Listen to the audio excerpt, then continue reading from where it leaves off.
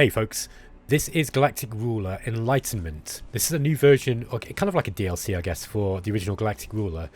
This is not going to be a new series. I don't have time to play this at the moment, and one of the reasons is because it's such a huge game. The other reason is because I've got multiple series on the go and I want to finish some of those first.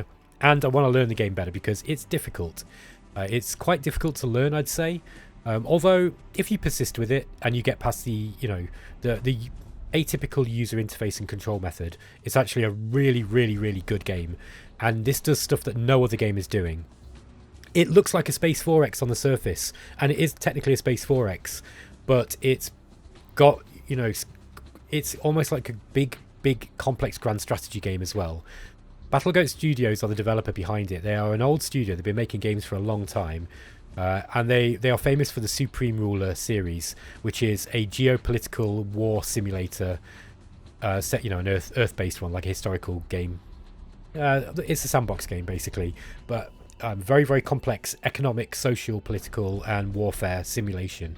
Now, Galactic Ruler, in some ways, it's a lot simpler. There's the economy side of it's a lot simpler, at least in terms of the amount of things that you've got to manage. There's less complexity in the number of resources that you've got to manage. However, the complexity of the game is bigger in some respects in Galactic Ruler because you've got multiple planets to deal with eventually.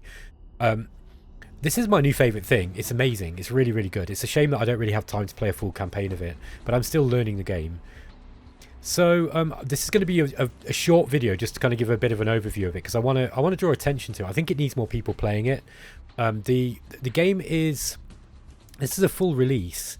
It's still kind of buggy, and I think there's just not enough people playing it to really give the developer, who is a small developer, I think, to really give them like the proper feedback they need to be able to be rapidly fixing stuff. Now, as soon as I log a bug, they fix it, you know what I mean? So they're on it, and it's not like they're not doing anything, but I just think they need more people playing it. And I think that this is going to be one of those games that if you are into big, long, complex strategy games, this is going to be your bag.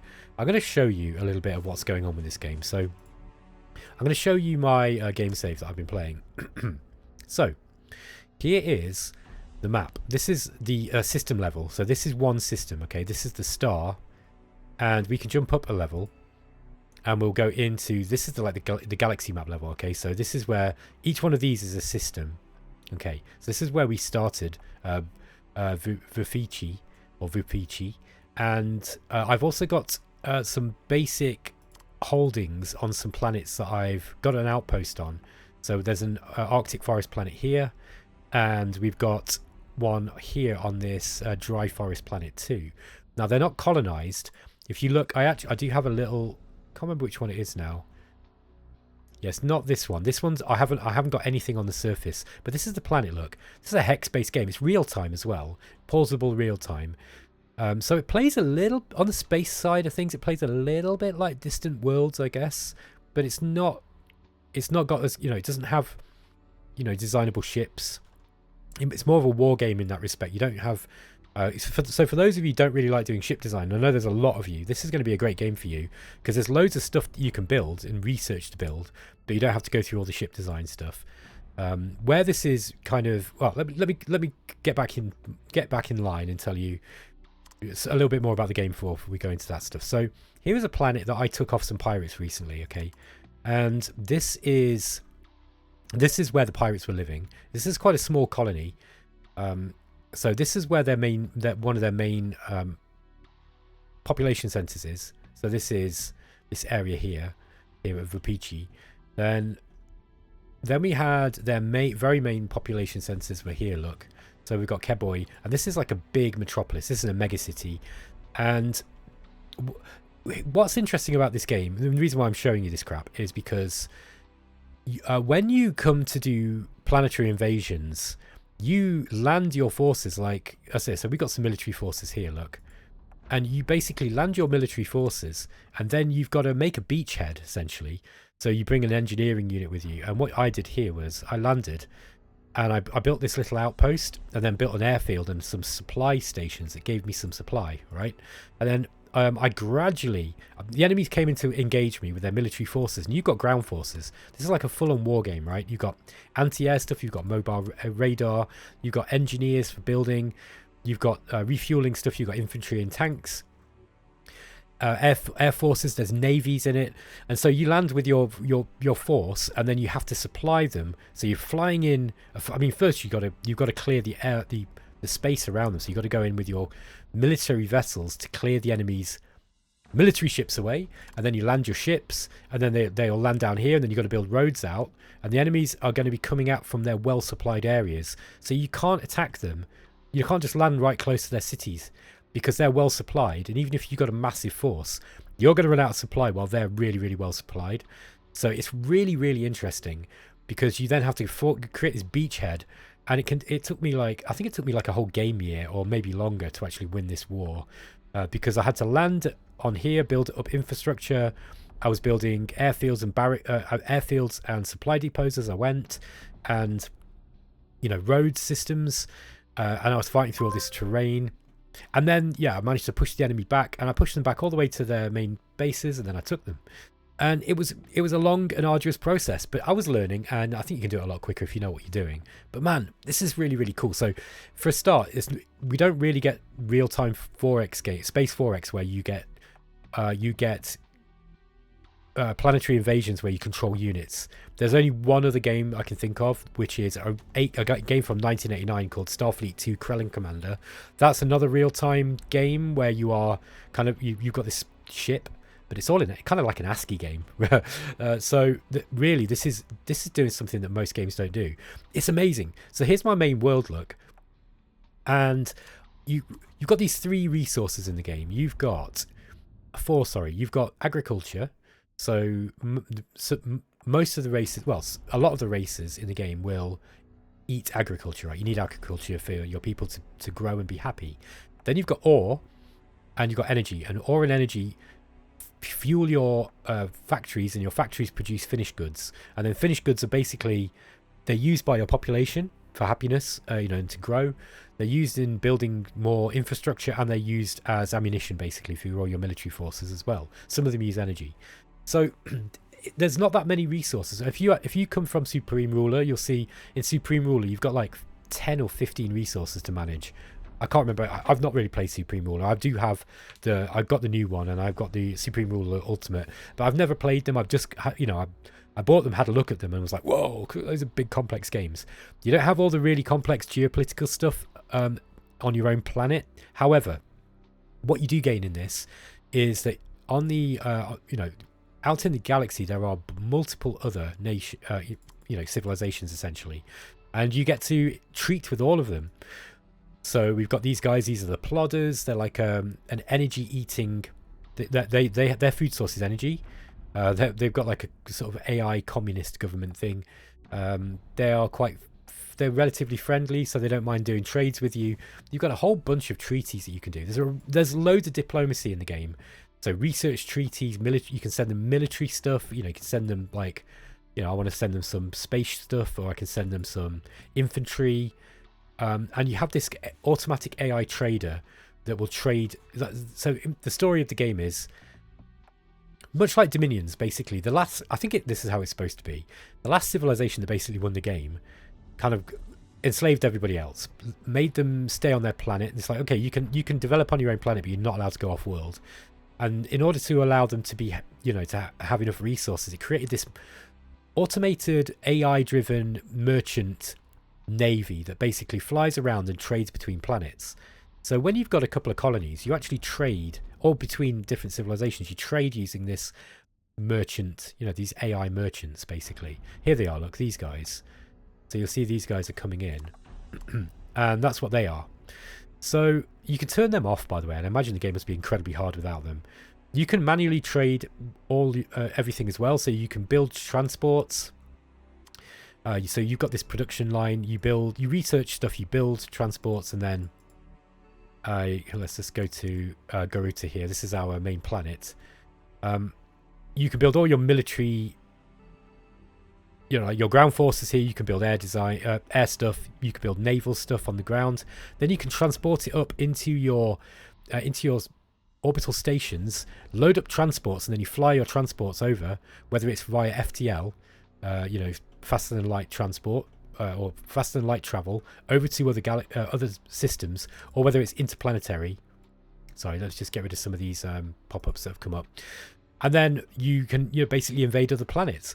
But this is a full grand strategy game. There's a lot of fun to be had, I think, like trading with the other nations, because you're going to run out of energy, right? They're going to run out of energy as well. Energy is really, really sparse at the start of the game. So I had a bit of a problem with the game because I came into it like a... Let me just get rid of some of these. So I came into it like a proper Space 4X, thinking that, what I've got on my planet is going to be good enough to let me do some research. Oh no, research takes energy. So I built a couple of extra research stations so I could get more research projects on the go. Like I've got 6 research stations here, research slots, but I'm only using 2. That's because I don't have much energy. And I've only just got my energy to a level where I'm actually, my output is exceeding my... my production is exceeding my consumption. At the start of the game, you're starving for energy. So you'll be trading whatever you can in order to get energy, and frantically building up your infrastructure on your home world with supply. The more supply, the more effective your energy production, basically. And your finished goods factories, the ore mines, and the agricultural farms, agricultural production. So why am I telling you all this? What I'm saying is this is a really interesting game because, for example, let's say you put all your energy you put all your energy on one continent, right? And the enemy invades you and they jump down onto your energy production. Well, all of a sudden you've got no energy and you can no longer power all your energy weapons on your ships. So they could land a strike down, like a rapid strike, and take over your, take over and destroy your energy production. Even if you then you actually managed to beat them, you sent over your navies across, and then you re-invaded them and you beat them, they could still cripple you. So this is a proper war game. Like, you have to use proper tactics in order to win. And I think that it's just really, really exciting because, let's say I had all my energy here, I'd have to build military bases around, airfields, supply stations. I'd have to plan to have all of this protected. And then they might go somewhere else and drop down somewhere else and, start a beachhead elsewhere. And I've got to think now, oh, wow, how do I fight them over here then? What do I do in order to defeat that situation? So it's like each map is like a game of real-time Shadow Empire. And there's multiple maps. So there's not just the one you start on, but every time you colonize a new planet and you land people down, you've got a new map to potentially fight, to go to war on. So it's a big game. Now, battles don't take as long as a Shadow Empire game to win, obviously. They're real time. You can win them in on the easy. When you're fighting against the pirates at the start of the game, it might be like, maybe a couple of hours. If you're a good player, no doubt. With me, it took me ages because I was figuring out how to play. And I was like going, oh no, I've got to move my infantry out here, and now I've got to supply them, and oh no, I've run out of supply now. So it's just really crazy. There's so much to it. And the economic simulation is no joke either. It's really, really hard. So yeah, this is why I like this. It's a really, really cool game. It's quite an old school game design. So you will be manually loading up transports full of...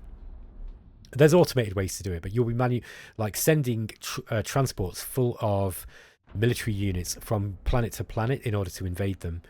You'll have a massive navy as well. I don't mean a sea navy, I mean your space navy. So you have a space force basically. So you'll have you'll research things like these destroyers. They've all got their own statistics, all their own energy usage, how far, their ability to FTL, all that kind of stuff. Man, it's a big game, big complex game.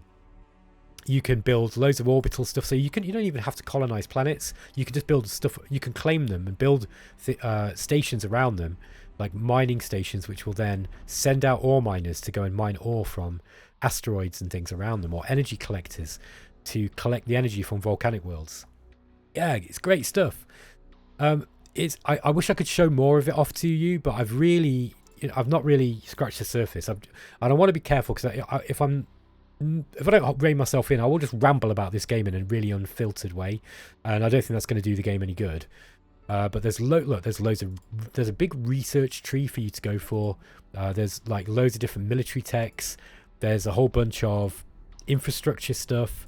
There's a whole bunch of social sciences and alien studies. All these things will make your people, happier, basically.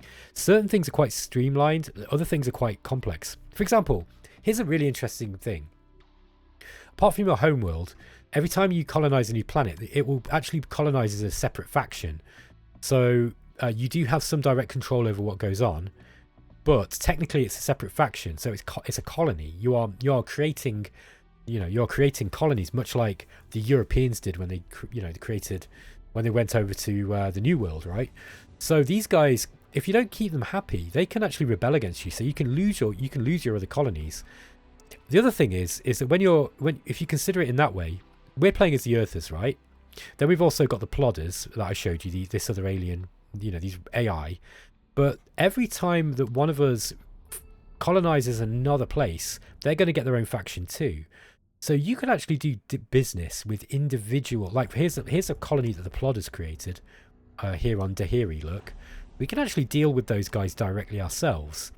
So we could give them support, or we could, we could trade technologies just with them, or we could send, if we wanted to, if they were looking like they were going to rebel against their own government. I think, hang on a minute, am I talking nonsense here? Yeah, maybe. Yeah, I think you can. Plodder Dahiri. Yeah, I think you can have different.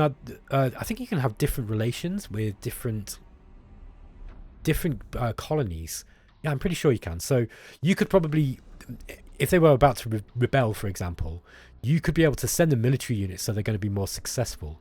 So there's some really, really interesting stuff. By the way, the reason why I got a bit confused there was I still don't know the game well, and I was just looking at it, and it's just saying Plodders standard, but actually showing here, look, it is the Plodder Dahiri. Now, the Plodder Dahiri, that's the name of this planet, so that's why they've got that particular name. We can go to one of ours. Let's look at the Terran Greenu. Okay, let's go and jump to those guys. So Greenu here is a barren moon that we've got some bases around, essentially, and I think we got a small amount of people. Yeah, there's about 2 million people here on this little area, and this was just so that I could get some ore mines up on the surface of the planet. I don't think there was any energy on this one. Let's just have a look. Yeah, there's no energy on this planet at all, but there's plenty of metal ore. Look, there we go. Look, so these are the areas where you can get metal ore. So yeah, we can talk to these guys, and we can send them. You can deal with them in their own way. Look, they've got their military approval ratings low and their domestic approval ratings low. So this is not my same faction, essentially. This is these guys, but I can switch to my faction and then talk to them and then send them stuff, right? So I could give them technologies if I wanted that would be able to help them with their, with their approval ratings, essentially. So we could give them the advanced neuroscience and genetics, and we could say, well, we don't want anything back in return. We could send that to them, and then that will help them with this, with this level that they've got, or with this problem that they've got here, where their domestic approval is going down. Because if that goes down too far, then they could get rebellions. So this is what I'm talking about. This is a really, really deep, complex game. And when you consider, when once the game is really going, and you've got the AI is colonized a load of planets, and they're starting to get aggressive, and you've got to figure out how to take them down. But you can't just go straight for their homeworld like you can in a lot of Space 4X, because their homeworld's going to be incredibly well defended. Well, you've got to weaken them, so you've got to go for their resources. So how do you do that? I don't know. Maybe you go for their colonies, and go for one of their energy production places, and then when you've caused them an energy crisis, well, maybe you are out of that war, so you get out of the war with them. They've got no energy, and you send them some energy, and you can end the war. Do you see what I mean? Like, it's just a really, really cool game. So anyway, Galactic Ruler Enlightenment. This is going to be a game that I'm going to be playing a lot. I want to get used to it and understand it a little bit better, because I've only been playing a little amount of time with it, and it's still quite complex, and I'm still getting my head around it. I've probably got some stuff in this wrong, so I apologize if I've been giving you any false information, but I'm really, really keen to show this off a little bit. I've been having people on the Explorminate channel ask me to do a video on it, and yeah, so there's no gameplay here really, but I just wanted to kind of show you just the general scope of the game. It's a really, really, really, really big game, and I think if you're the sort of player that's really, really patient, loves the immersion of setting yourself up as going into all of your colonies and developing all your colonies in a big way. Like now I've taken this pirate colony, I can figure out where I want to be putting up all my different energy production places, you know, checking out where all the best defensible high ground is, you know, so that if we do get invaded here, how we have to defend it, well, where are we going to have our bases? You know, I think a game like this, by the way, is going to live or die on the strength of either its multiplayer or its game AI. And I can't vouch for whether the game AI is any good, because I haven't really got that far into the game. So far, it seems pretty competent in the sense that the pirates will attack you right at the start of the game. They'll defend really well. You know, they'll defend reasonably well, especially against a newbie like me. Like, they pushed me off this invasion. They pushed me back multiple times because I didn't know what I was doing. I think a competent player would be able to roll over the pirates, because you'd be bringing, you know, you'd know, okay, well, I need to bring an air force, I need to bring, you know, resupply units, stop my units from going out of supply. And yeah, once you get better at it, it's going to be a lot easier. But I think going up against, like, if you find an enemy planet, you find an enemy planet where they've got like their main homeworld, and trying to invade that, it's just going to be a nightmare. And it just looks like it's going to be so much fun. Anyway, so yeah, this is just kind of a brief overview. Let's just go back to the menu, and I'll just show you what some of the options of the game are. Let's go back to the menu. Now, the game's got really, really good music. I've actually turned off the music. Is one of those where it's not copyright free, basically. So I've put the copyright free music on, which is what you're hearing. But the non-copyright free music is really, really, really good. This music's pretty good as well. But it's got like really good. It sounds like it's been made with proper analog synths, you know. So it sounds like the producer's a good producer. So I was really, really into the music. It's got a pretty robust tutorial. You need to read the manual and play the tutorial, and then you need to get on the Discord channel and ask questions because it's complex. It's got a bunch of campaigns as well in the Enlightenment version. So I'm playing Galactic Ruler Enlightenment, and it's got a couple of campaigns that basically give you the main campaign game. But also it gives you a bunch of actual, because the game's a sandbox game, right? And there's multiple ways you can play. You can, you know, play it with a domination victory, or you can kind of turn the AI difficulty down and just play it as a, you know, as a sort of survival colony building management game, you know, where you're only occasionally getting attacked. But here, look, for example, we've got the mission in this game is to establish the Galactic Council.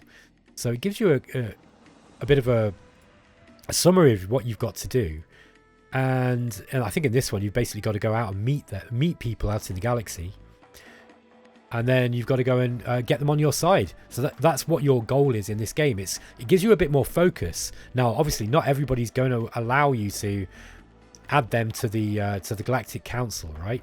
So some of them are going to fight you. So there's going to be some combat as well, but you're going to have a lot of fun investigating all the planets, building up your economy, meeting all these wild and wacky races, and you know, trying to keep your resources balanced, trading with them for the stuff that they need and that you need, you know, building your planets so that you can kind of really capitalize on the stuff that you've got. So if you've got a lot of ore, then you want to be building up an ore economy so that you can be trading it out to people who haven't got one.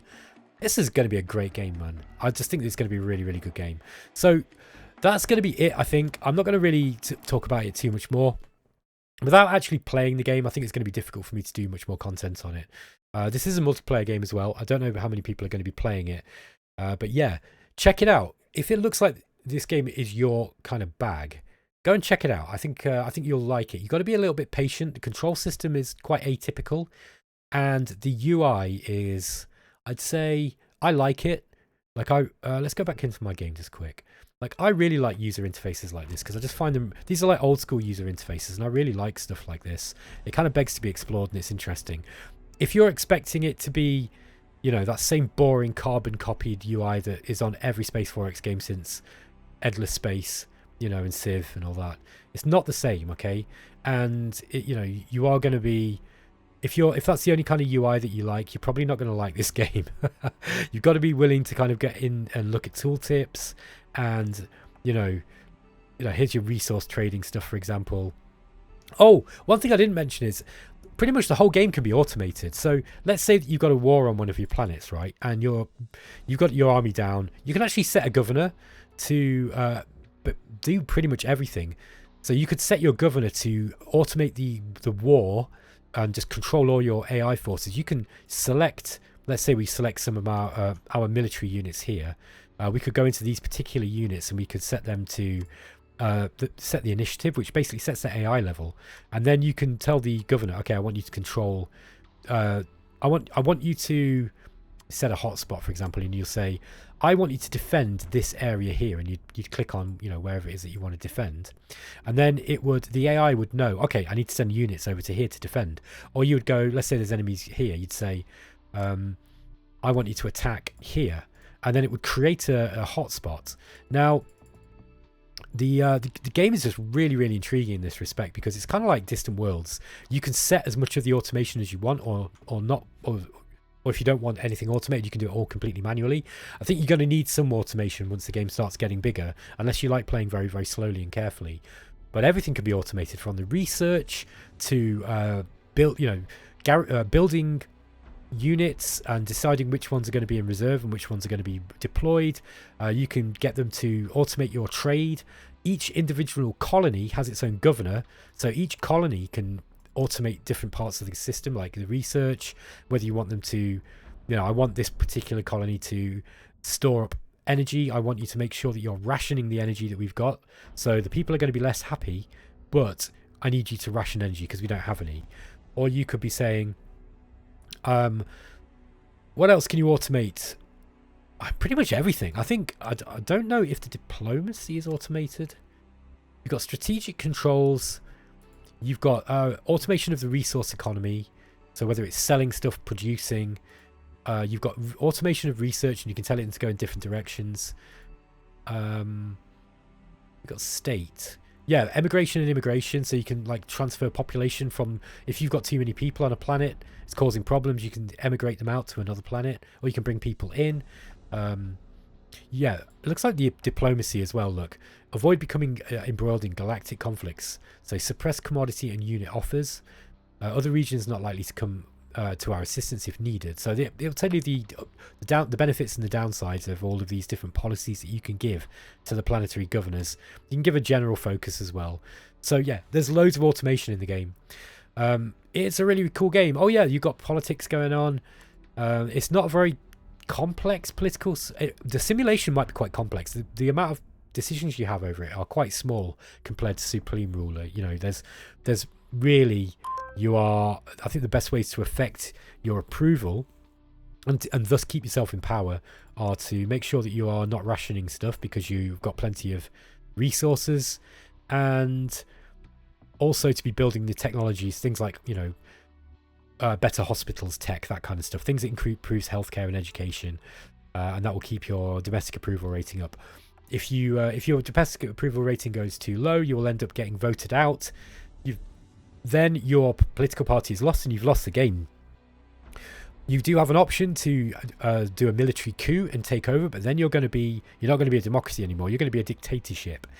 And then you've got some different stuff to worry about. So you're not worrying about domestic approval anymore. Now you've got to worry about the military approval, and you've got to keep your military happy. So it's a cool game, and it's streamlined over Supreme Ruler in some areas, but it's bigger in others. I think that this game could get very, very big and potentially unwieldy on the very large maps. But one thing I will say about it is there doesn't seem to be a whole lot of colonizable planets early on in the game. So you're probably going to be having maybe 4 or 5 colonies, I'd say, you know, in the sort of early to mid game, until you get the later game techs, which allow you to start colonizing everything. And even then, you're not going to have I don't think you're going to have the population necessarily to be able to just colonize all of these planets. I think you're really going to be picking and choosing which planets that that is most efficient for you to be colonizing because of your limited population and resources. So your population resource, but also your economic industrial resource as well. So yeah, really, really cool grand strategy game this. I can't wait to play it more. I'm sorry about the, slightly rambling and unplanned, incoherent overview, but hopefully I've given, this is mainly aimed at people on, who are members of my channel and who know what I like, and that I like these big complex strategy games like Shadow Empire. I do occasionally play Paradox stuff. I don't play on the channel, but on my own time. So it's kind of, this is like, I'd say, trying to think what it's like. It kind of feels like a Paradox grand strategy game, maybe something like it plays a little bit like Hearts of Iron in the sense of the war simulation, but the war simulation is way better than Hearts of Iron. But it's still that real-time thing. So if we like speed, let's just speed things up. You'll see, that you can play it almost like an RTS look, and you can kind of move units around. This is on really, really fast speed, by the way. It's not usually played like this, but so you move your units out. They've got supply. When they get too far out of supply, you need to resupply them, whether it's with aircraft or with other land units, or they get automatically resupplied from the supply levels that you've got. The combat it's pretty phenomenal. It's really, really good. It looks like a crazy RTS game, but actually there's a big simulation going on under the warfare.